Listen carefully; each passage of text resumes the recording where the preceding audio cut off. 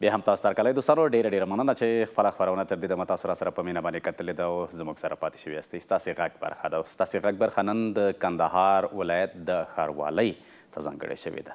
که تاسو هم د کندهار ښاروالۍ اړونده کومه پوښتنه لرئ، کومې پوښتنې سره مخ شوي یاستئ یا ستونزه لرئ، نو کولی شئ همدا شیبه په 080 111 40 90 شمېره باندې اړیکه ونیسئ او خپله پوښتنه مطرح کړئ.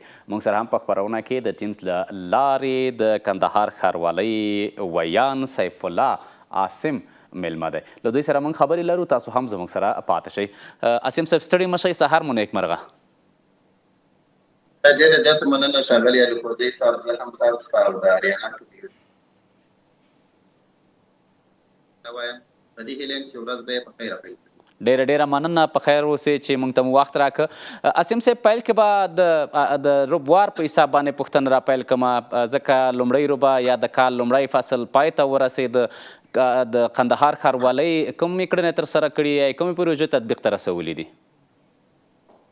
ډېره زیاته مننه ښاغلي الکوزی صاحب. کندهار ښاروالي دغه کال کې دغه روان 1400 کال کې اوس فعلا ځینې پروژې چې د کال په سر کې پیل کړي وې، د هغو د ځینو پروژو کارونه بشپړ شوي دي. د ځینو پروژو کارونه لا اوس فعلا هم جریان لري او ځینې پروژې هم د شروع کېدلو په حالت کې دي. سږ کال چې موږ کومې پروژې پیل کړي وې، په دې کې مثلا د سړکانو د فیروزي په برخه کې د کندهار ښار په 15مه ناحیه کې د احمدشاهي مینې سړک په 1 کیلومتر اندازه و، دا په مکمل ډول جوړ شو او ګټې اخیستنې ته وسپارل شو. د ښار د 8مې ناحیه اړوند د پنجاب ویالې غاړې یو سړک و، دا څه کم 1 کیلومتر و، دا هم په مکمل ډول یې ټولې ساختماني چارې بشپړې شولې او فعلا ګټې اخیستنې ته سپارل شوي دي. د ښار د شپږمې ناحیې اړوند د مخصوص سیمې ته څېرمه د نوې کلاچې په نوم یو سړک و، دا هم ټولې ساختماني چارې بشپړې شولې او ګټې اخیستنې ته وسپارل شو. بل د کندهار په مرکزي نقطه کې شهیدانو څلور لارې ته څېرمه چوکي مدد ته پاتې شهیدانو څلور لارې ته شهیدانو چوک پاته راځي. دا جاده چې څومره وه د دې د وروستۍ نقطه کې دا سړک ډېر کم عرضه شوی و، دلته ځینې تعمیرونه و دا شیان جوړ شوي و، د مختلفو عواملو له کبله دا سړک بند پاته و.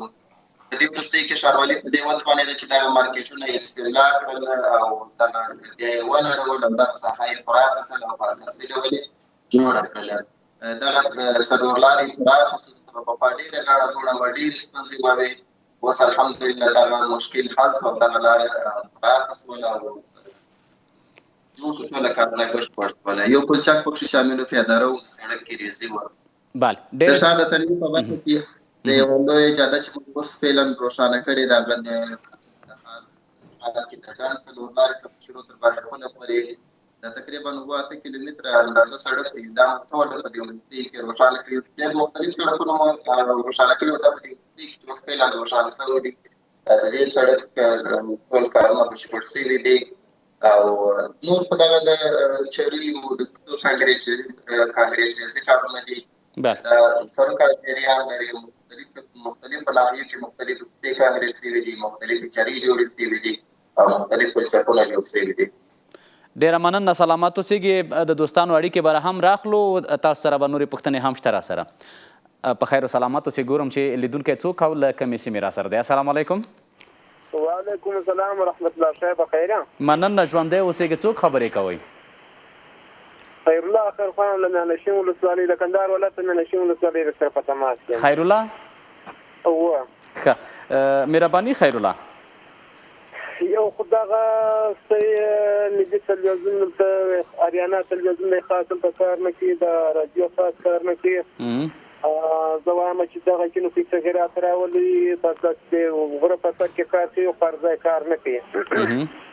نو وایي یوه دا خبره ده. او بل وروره زه دونه قدر چې سره لوېدلی یم، دونه سره دغه یم، په خدای ته مې پر یوه خوا باندې مخ ګرځي. وروره د خدای پاره سره که چیرې دغه چا کومک کولی دا زما شمېره در سره ورکړي. وروره داسې مې اقتصادي حالات سره خراب دي چې څه درته ووایم چې اوس دا خپلې کیسې درته کوم، برابر د نورو اورېدونکو پاره ته به داسې صفتونه اوږدې کیسې کوي. داسې کار خراب دي، په خدای ته مې یوې خوا ته مخ ګرځي. دا زما شمېره د خدای دپاره که وروره که چا کومک کولی دا زما شمېره سره ورکړي. عیال د باندې ولاړ دي وروره ډوډۍ غواړي زما چې په خدای قسم کومې شګې خواته مخ ګرځي وروره کار دې ښه پر مځکه دی. ډېره مننه. موږ به هڅه وکړو خیر ځکه دغه برخې سره موږ داسې یو خیریه بنسټ او څه نشته چې موږ ورسره ستاسو شمېره چاته ورکړو نه دغسې کوم لاسلیک څه لرو په رسمي توګه باندې. او له تاسو ډېره زیاته مننه چې برخه مو واخیستله. بل لیدونکی به وګورم چې له کومې سیمې را سره د ټلیفون په کرښه دی چې دې پوښتنه د څه په اړه ده. السلام علیکم. بله که زما غږ لرې مهرباني وکړئ. السلام علیکم. کندهار څخه. څوک؟ د کندهار څخه. نوم خو دې راته واخله. نوم یې میرویس دی. میرویس د کندهار له کومې سیمې څخه؟ ډانو ولسوالۍ څخه. بلې ډانو ولسوالۍ څخه. مهرباني وکړه پوښتنه د کندهار ښاروالۍ اړونده ده؟ او دغه دی دغه تلویزیون هم چې خواته نه کمزوري دی ښه او بیخي پلا کار کوي پلا نه کوي او دغه تلویزیون اوس هغه ملا صاحب نه معلومېږي پر 12 بجې دېرش کاله چې کښېناستي هغه اوس نه معلومېږي اوس هغه بل پارتیبان ګاډي په پارتي مړ ولاکه سر خلاصېږي. مننه له تاسو ډېره زیاته. سلامت اوسئ ژوندی اوسئ. عاصم صاحب را به شو بیرته تاسو لور ته که د نویو پروژو راته ووایئ چې څه پروژې خو تاسو تطبیق چارې وویلې چې تطبیق شوې او نورې پروژې هم لرئ که یې نه لرئ د نورو فصلونو یا هم د نورو روبوارو دپاره چې تاسو څه برابر کړي دي څه به مخته وړئ؟ بلې اوس هغه لیکوزۍ صاحب سږکال لپاره ډېرې پروژې لرو ډېرې مهمې پروژې د کندهار لپاره لرو. د ځینو پروژو کارونه اوس فعلا د شروع کېدلو په حال کې دي. تدارکاتي مراحل بشپړ شوي دي. په نن و سبا کې انشاءالله کارونه شروع کېږي او ځینې نورې مهمې پروژې دي چې هغه د هغو اوس فعلا د سروې او د ډیزاین چارې روانې دي. هغه به هم د کال پورې به کارونه پیل کېږي او بشپړېږي به. اوس فعلا چې د کومو پروژو کارونه شروع کېدونکي دي تدارکاتي مراحل یې خلاص شوي دي د ارزیابۍ په حالت کې دي. هغه د ښار د نیمې ناحیې اړوند د نیمې او دولسمې ناحیې اړوند د برېښنا کورس زیادې سړک دی. د دې سړک هغه د تخریب چارې چې دا مخکې پراخ او هغه تېر کال کې هغه ترسره شوي وو اوس فعلا اعلان ته سپارل شوی دی او د یو شرکت له لوري ګټل شوی دی. د دې کارونه به هم انشاءالله ډېر ژر راپیل شي. د یوې هفتې په موده کې یا د 2 هفتو په شاوخوا کې انشاءالله عملي ساختماني کارونه راپیل کېږي. بل د ښار د 9مې ناحیې اړوند د پنجوایي درایي سړک دی. د دې هم تدارکاتي مراحل بشپړ شوي دي. د یوې او د 2 هفتو په موده کې انشاءالله ساختماني چارې پیل کېږي. بل په ښار کې د سړکانو د پینهکارۍ پروژه د دې هم کارونه راپیل شوي دي. انشاءالله هغه سړکونه چې د کندهار ښار کې د مختلفو عواملو له کبله تخریب شوي وو خنډ کپر شوي وو د هغو د پینهکارۍ چارې اوس فعلا شروع شوي دي.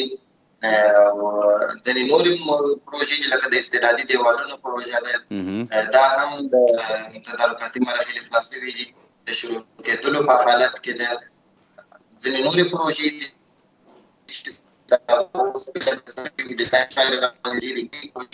هغه هم انشاءالله په دې کال کې پیل کېږي.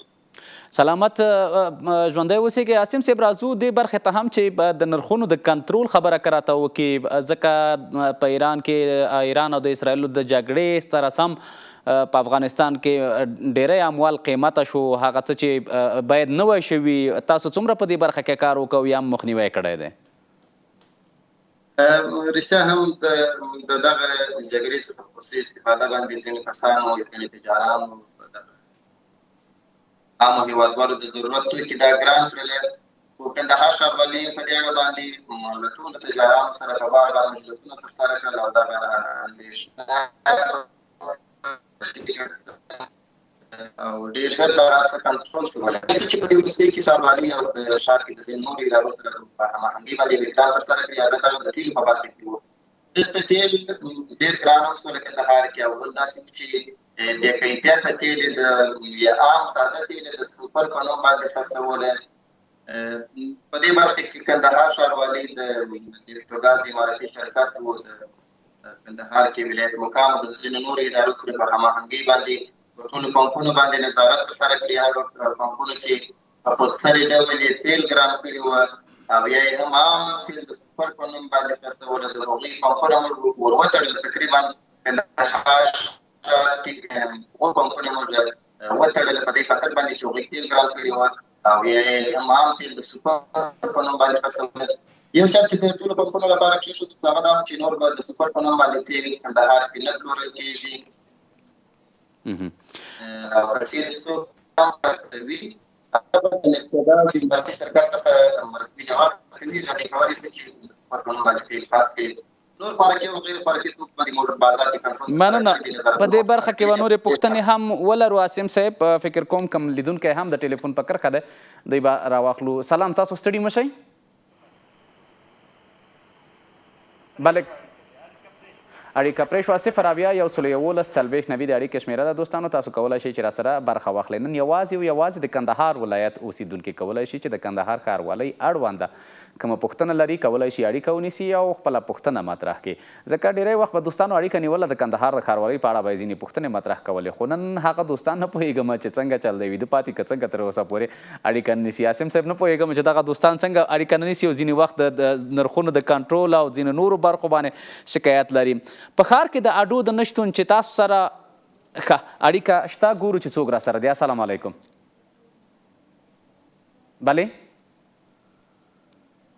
بلې که زما غږ لرئ مهرباني وکړئ. بلې نه پوهېږم چې دا ګران دوست ولې خبرې نه کوي او ښه اړیکه د دوی هم پرې شوه. بل لیدونکی له کومې سیمې دی؟ السلام علیکم. وعلیکم السلام. ستړی مه شې. جوړ په خیر. اعظم خان سمندر د کندهار. ښه راغلاست درته سمندر صاحب، مهرباني وکړئ. وروره دغه د ښاروالۍ یو شی دی دغه زموږ ښار چې دا وروستیو دا شانې چې دغه زموږ ښار ډېر تنګ دی نو درې طرفه ریړۍ ولاړې واخوا د غرفې دا غرفو ډېر مشکل راپېښ کړی دی. دا په کوم ځای کې دغه ریړۍ جلا مارکېټ ورته جوړ کړي دغه وباسي او دا ښار پراخ دی. بل ادم خان سمندر صاحب زما غږ لرئ؟ دا د کندهار په ټول ښار کې کوي که کومه ځانګړې سیمه ده؟ خو موږ وایو چې دغه ځمکه چې ورکول شي د ریړۍ وو د دغه بازار د خپله دا په ټول ښار کې دغه کوڅې تقسیم کړي دي. دوکانو مخ ته ایښي دي نو دوکانونه مخ لکه په کابل کې چې سایل دی زه دغه وایم چې دغه اوس ولاکه یا موټرګاډ تېرېدی شي ولاکه یا سړی تېرېدی شي په نور طرفه کې دغه د حضرتجي بابا سیمه موږ بولو دغه یو لوی سړک کې 15 دوکان والا 15 ریړۍ سره درولي سړی نه تېرېدلی بایسکل نه تېرېدلی 40 متره 40 متره سړک کې بند کړی دی. موږ د ښاروالۍ څخه دغه خواست کوو چې دغه د حضرتجي بابا سړک راپاشي او دغه ته چې دوی د پوکو و د ریړۍ ته جلا بازار صحیح خلکو ته کار کړي. او درېیمه خبره د کار په پارکو په دې کې شروع کړی دي هغه سړکان هغه شان جوړي پر هغه هېڅوک سترګې نشي کولی مګر زه دا پارک څه کوم چې په سړک کې د لارې تېرېدل نه. یعنې ستاسو هدف دا دی چې ښاري نظم جوړ نه دی، هدف مو همدا دی ادم خان؟ په دغه شي خو زه ولاکه پوهېږم زه خدای وطني سړی یم په ښاري نظم نه پوهېږم دغه څه سره پراته. یعنې ښار کې ګڼه ګونه ډېره ده او ښار برابر نه ده چې هغه څنګه باید سړکونه خوشي مخه خلاص وي داسې څه نشته؟ سړکونه غټ دي بس دغه کوڅې دي ډېره مننه. ستاسو پوښتنه مې واخیستله او ستاسو پوښتنه البته عاصم صاحب هم واورېدله. عاصم صاحب ستاسو ځواب څه دی ادم خان ته ځکه دوی ډېر شکایت درلوده دې برخې څخه؟ رښتیا ښاغلي الکوردي صاحب د ګران لیدونکي پوښتنه وکړل. دغه ستونزه مخکې کلونو کې ډېره عامه وه کندهار کې. دغه څه ریړۍ چې موږ ورته وایو دا کندهار ښار کې بیخي داسې وي چې ټوله سړکونه به بند کړي وو، د ښار ټوله بازارونه به بند کړي وو، د درېدلو ځای نه و معلوم. بیا په دې وروستیو کې کندهار ښاروالۍ کوشش وکړي چې د دې لپاره یو بدیل څه پیدا کړي. دغه ریړۍ چې به وي دا به داسې وو چې کله به د مازدیګر د ماښام طرف شو داسې په سیالي باندې دغه زموږ هېوادوالو د سړک منځ ته راوایستلې ټول سړک یې تباه کړي. نو ښاروالۍ کوشش وکړي چې د دې لپاره یو بدیل څه پیدا کړي. بیا داسې ځینې غرفې جوړې کړي د ښار په ځینو برخو کې دغه غرفې هغه څه دي نو چې بیا سړک منځ ته نشي راانتقالېدلی. د ښار په ځینو برخو کې غرفې جوړې کړي دي او بیا دغه ریړۍ والا کړي دي او تر ډېره حده پورې دغه مشکل اوس حل شوی دی چې کوم ښار معلومېږي چې اوس د هغو ریلي باندې دغه وربېلې پرتې او بل څه چې کندهار ښار په مرکزي بازارونو کې به دغه ریلي د وربېل په مشهد کې به د ریلي بندې کړلې د ښار په مرکزي نقطو کې دغه ریلي اوس نشته او هغه برخو کې چې اوس هم فعلا نشته دغه ریلي کوشش کوو چې د دې لپاره یو بدیل څه پیدا کړو بدیل ځای پیدا کړو په دې اړه باندې چې یو سیمه د ښار مختلفو سیمو کې ځینې سیمې داسې وټاکو چې هغوی ته بیا دغه لاسي کراچي یا ریلي ور انتقال کړو په هغه ځایونو کې دوی خپل فعالیتونه ترسره کړي څومره ستونزه چې مخکې کلونو کې اوس تر ډېره حد دا ستونزه حل شوې ده ولې ځینې ستونزې بیا هم شته لکه څنګه چې دا مور یادونه وکړل زموږ عام هېوادوال هم د کاروبار په نوم باندې یا د مسکنت و غربات په نوم باندې یا د ښار نظم ډېرې خلالوي ډېرې بې نظمي جوړه کړي د دې څخه هم دا غوښتنه ده چې پر کوم ځای باندې کاروبار کوي په کوم ځای ښاروالۍ د ریلي د راوړلو اجازه درکړې پر هماغه ځای کې ودرېږي خو دا چې دوی سړکان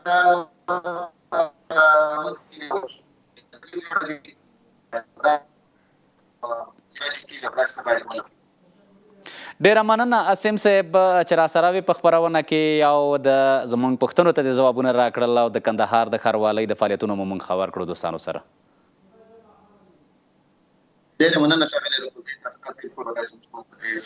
سلامت ژوندی اوسېږي خوشحاله شئ دوستان له تاسو هم نړۍ مننه چې راسره وئ تر دې دمه تاسو خپله خپرونه په مینه باندې وکتله او راسره پاتې شوي یاستئ لنډه دمه له دمې وروسته د خپرونې دوام مه هېروئ